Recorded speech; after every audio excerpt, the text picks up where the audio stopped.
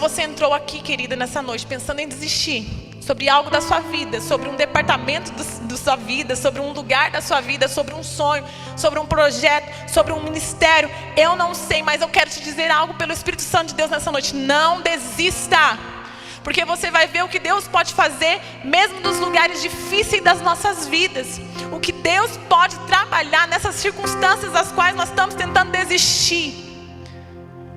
Você pode experimentar um poder de Deus sobrenatural. Então eu te digo nessa noite: não desista. Eu vou dar uma breve palavra para vocês sobre esse tema: não desista. Eu quero começar falando para você falar: eu não vou desistir. Mais uma vez: eu não vou desistir. Vamos começar profetizando, amém?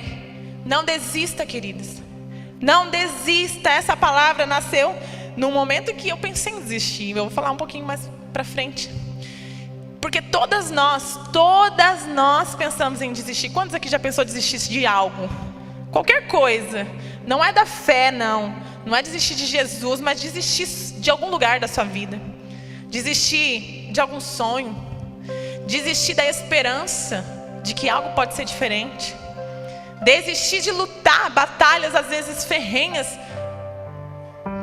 pelos teus filhos que talvez não estão na casa de Deus, por um marido talvez que não te acompanha. Quantas de nós estamos batalhando tantas batalhas e às vezes há tanto tempo, ou sonhos frustrados porque não se realizam. Não sei qual que é o seu motivo, mas eu tenho a garantia de que todos nós, por um momento, passou na nossa cabeça: eu não quero mais. Sobre qualquer coisa que seja. Pode ser de um trabalho, de um emprego, de uma amizade, de um marido, de um filho. Porque nós somos seres humanos. Seres humanos, quando eles estão fortalecidos em Deus, ele pensa diferente. Mas a natureza é querer desistir daquilo que está angustiando, daquilo que está pressionando, daquilo que está doendo.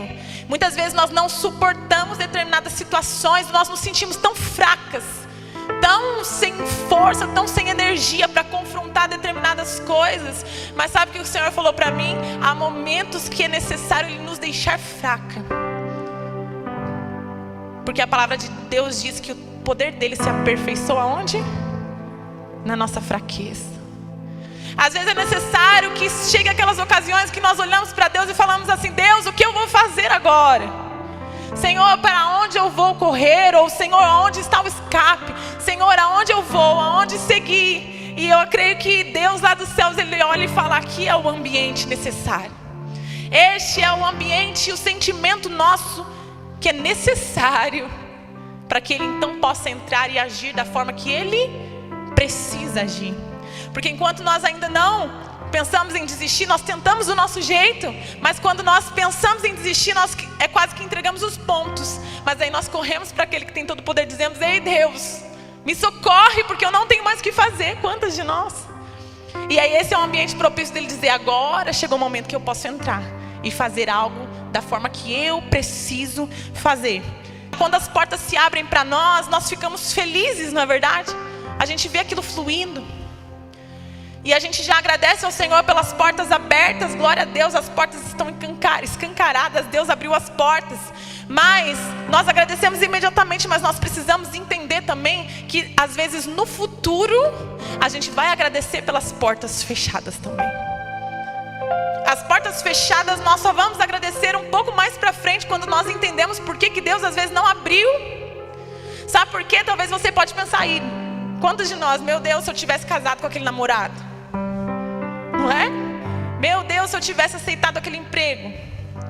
Meu Deus, se eu tivesse aceitado aquela proposta, eu não estaria vivendo o que eu estou vivendo hoje.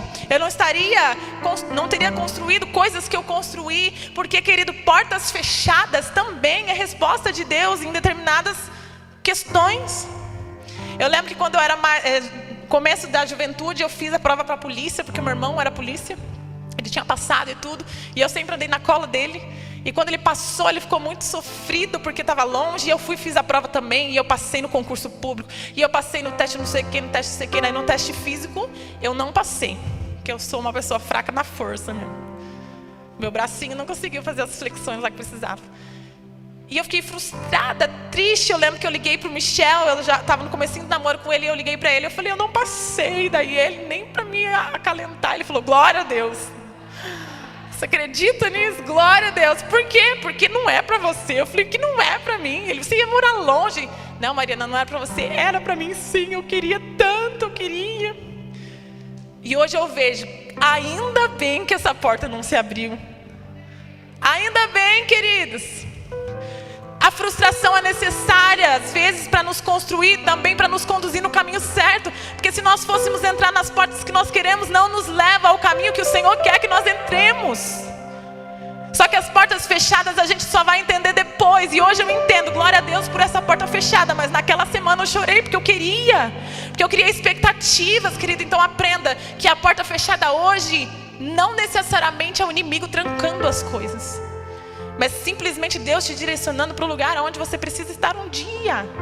Então aprenda a glorificar em todo o tempo. É por isso que a palavra de Deus diz que aqueles que estão em Cristo, nós precisamos dar graças em tudo. Por quê? Porque aos nossos olhos às vezes é ruim, mas o Senhor já está preparando o caminho. Aleluia, tudo está no controle desse Deus, querido.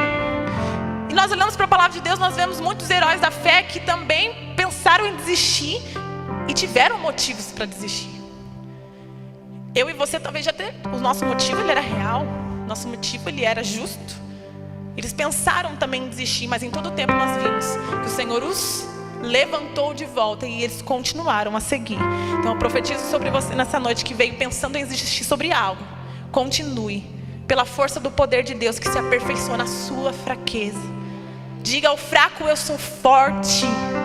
Porque é aí que a manifestação do poder de Deus vem. E é por isso que às vezes você pensar, você já pensou em desistir? Já pensei. Essa palavra nasceu porque eu não queria mais. Aquele momento, Senhor, eu não quero mais brincar disso.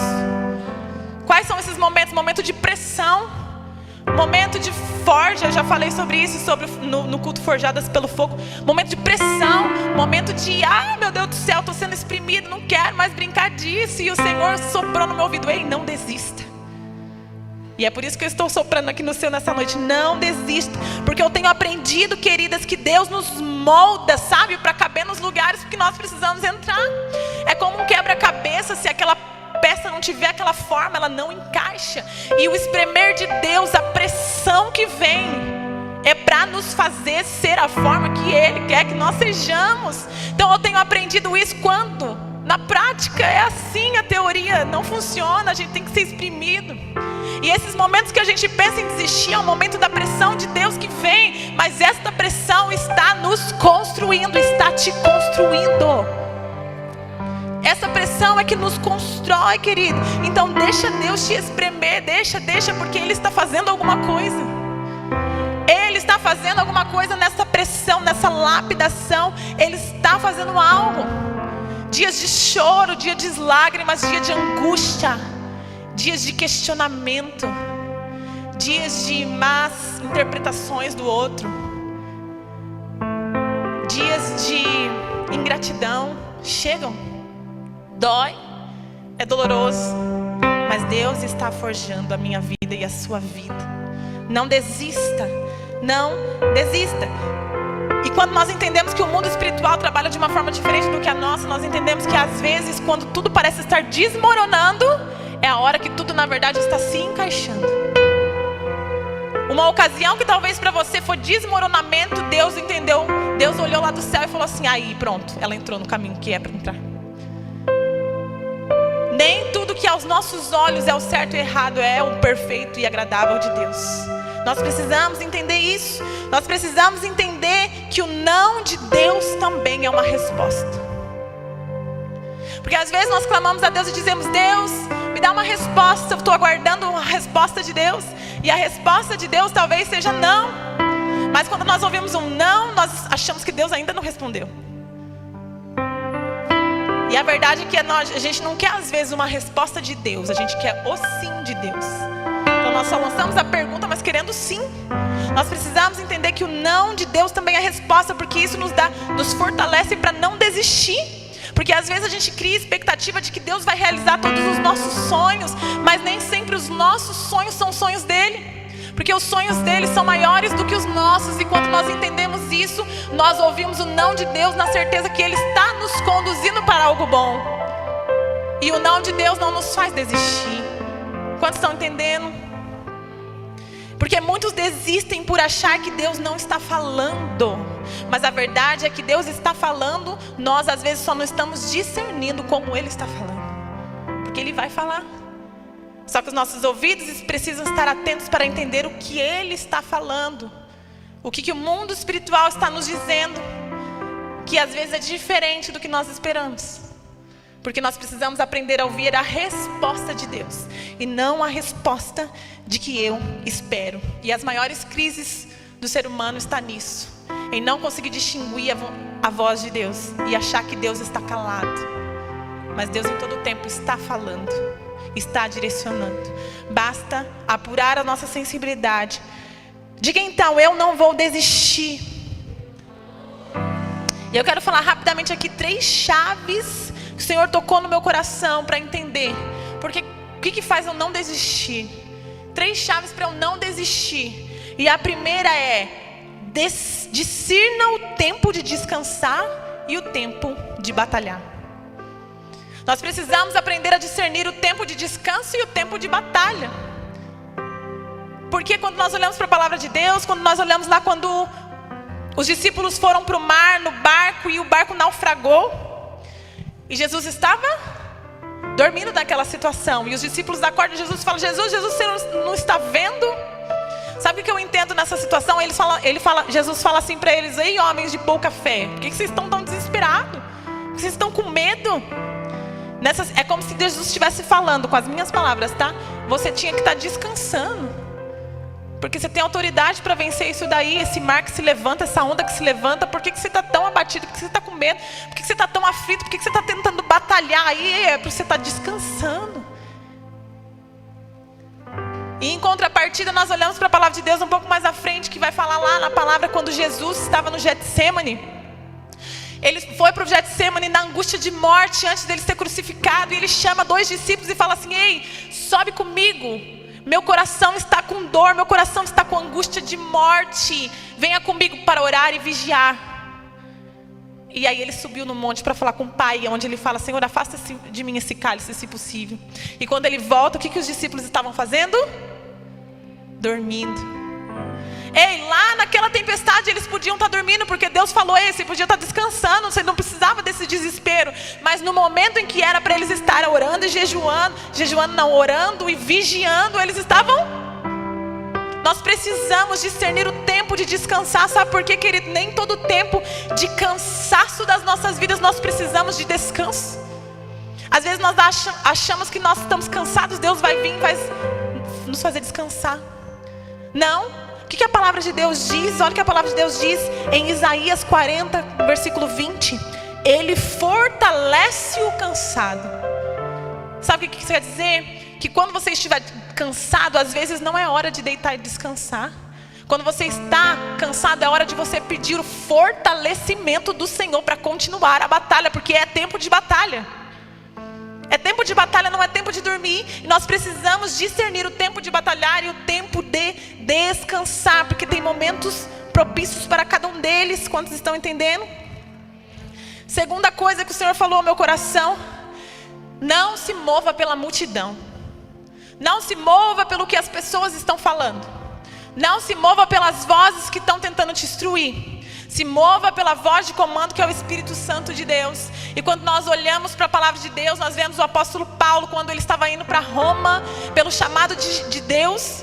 Deus tinha mandado ele para Roma para pregar lá. O navio naufragou ali e ele foi parar na ilha de Malta. E quando ele foi parar na ilha de Malta, os homens daquela ilha pensaram assim: ei, esse homem é um amaldiçoado pelos deuses. Os deuses estão tentando matar ele. O navio naufragou, ele veio parar aqui na nossa ilha. Esse cara é amaldiçoado.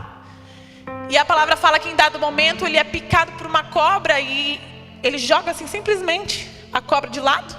E aqueles homens ficam só na expectativa, esperando. Deixa eu ver. Não aconteceu nada? Não inchou? Não doeu? Ele não morreu?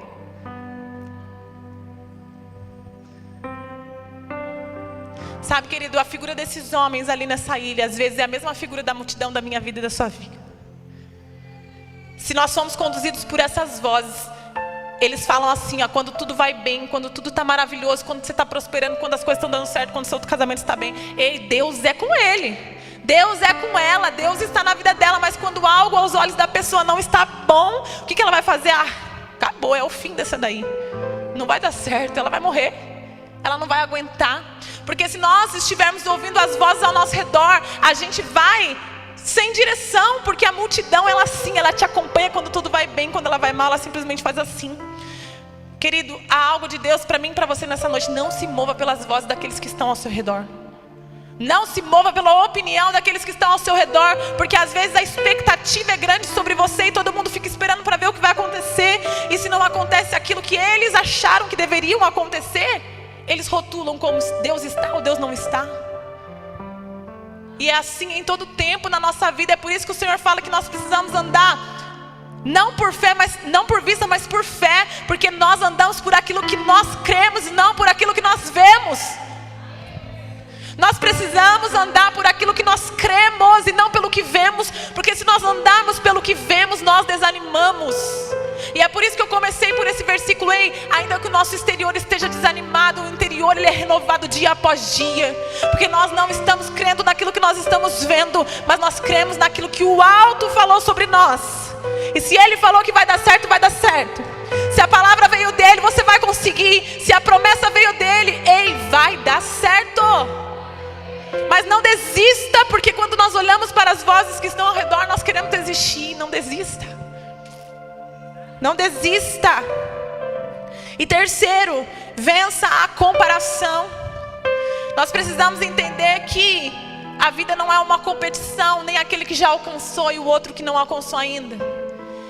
Mas diferente de uma corrida, é uma maratona. Maratona você não compete com ninguém. Maratona você compete com quem? Você mesmo, porque você precisa conseguir concluir aquele caminho. E quanto mais rápido você for, você consegue fazer aquilo em menos tempo. E a vida é isso, querido. Às vezes a gente olha o outro sendo abençoado, às vezes a gente olha coisas acontecendo na vida do outro, e a impressão que dá é que se o outro está fazendo, ele está fazendo certo. Se eu não estou vivendo isso, eu estou fazendo errado. Mas nós precisamos entender que os propósitos de Deus para cada um são diferentes. Os lugares que cada um vai alcançar são diferentes.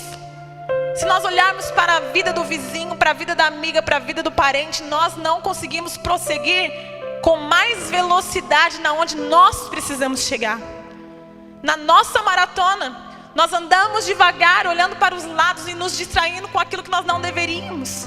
Quando o nosso foco seria o quê? Deixa eu focar na minha corrida. Deixa eu focar para ser logo e chegar logo no lugar onde Ele preparou. Não sei se esse lugar ao olhar do outro é bom ou não é bom. Eu não sei se esse lugar aos olhos dos outros é melhor ou é pior. Isso não importa o que o outro pensa. O que importa é o lugar que Ele preparou para você. Vocês estão entendendo, queridos? É uma maratona para a gente chegar no lugar que Ele escolheu para mim. E o que Ele escolheu para mim não é o que Ele escolheu para Elaine. Como eu posso comparar a minha vida a ela? Como eu posso? Eu não posso, porque o propósito de Deus ele é especial e é específico para cada um, em cada lugar. Vença isso, querido. Olhe para você e para aquilo que Deus quer fazer na sua vida e através da sua vida. Porque às vezes este mundo de rede social, de Instagram, quer te colocar como se você não está sendo feliz, se você não está vivendo aquilo que a sociedade está vivendo. E às vezes você corre atrás de uma felicidade aparente, ou mesmo que não seja aparente, às vezes é felicidade mesmo, mas não é aquilo que o Senhor reservou para você. E você olhando para aquilo, você se cobra de não estar vivendo aquilo e você fica infeliz, achando que o propósito da vida é ser feliz. Mas o propósito da vida, querida, não é ser feliz. Sabe qual que é o propósito da vida? É cumprir o propósito para o qual Ele te chamou. Mas tem uma boa notícia nisso. Quando nós estamos no lugar certo, cumprindo o lugar que Ele nos chamou, você estará feliz. A felicidade está aí, você vai se sentir completa sabendo, eu estou no lugar que cabe exatamente aonde Ele quer que eu esteja. E aquilo que o outro está vivendo ou deixando de viver já não te abate mais. Aquilo que o outro está vivendo você não compara mais, porque você está tão plenamente feliz com aquilo que você está vivendo em Deus, que é suficiente. Vocês estão entendendo, queridos? O objetivo da vida é ser o que Deus nos chamou para ser. E olha que a palavra, e eu quero te dar rapidamente alguns conselhos aqui, eu vou só citar, não vou parar. Mas eu quero que você guarde isso no seu coração, sobre isso que eu vou falar. Alguns conselhos para mim e para você. Viver de forma que não vamos desistir. Viver uma vida boa. Não recue nos ataques. Não se apavore durante as tempestades. Não dê acesso a quem não te dá destino. Não se distraia no meio do processo. Não perca a confiança na promessa. E não se esqueça, você não está sozinha. Você pode aplaudir ao Senhor?